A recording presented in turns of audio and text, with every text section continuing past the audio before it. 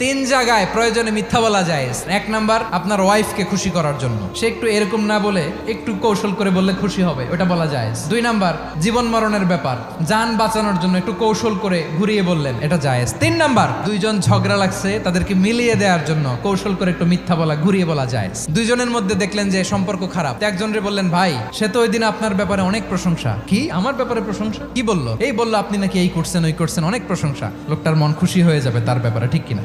আবার তার সাথে যার ঝগড়া, ওরে যে বলুন, ভাই ওই দিন তো সে আপনার অনেক অ্যাপ্রিসিয়েশন করলো, অনেক, সে তো অবাক, কি রে বলে কি? এই যে দুইজনের ব্যাপারে দুইজনের একটু ভালো ভালো কথা বলে দিচ্ছেন, একদিন দেখবেন রাস্তা দিয়ে হাঁটার সময় একে অপরকে সালাম দিয়ে ফেলছে, সালাম দিয়ে বুকে জড়ায় ধরছে, আছে না নাই?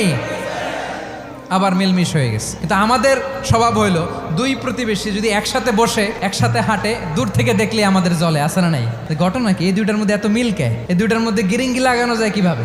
আল্লাহর কাছে তওবা করেন, এই মানসিকতার যেন আমরা না হয়, আমরা মিলিয়ে দিব।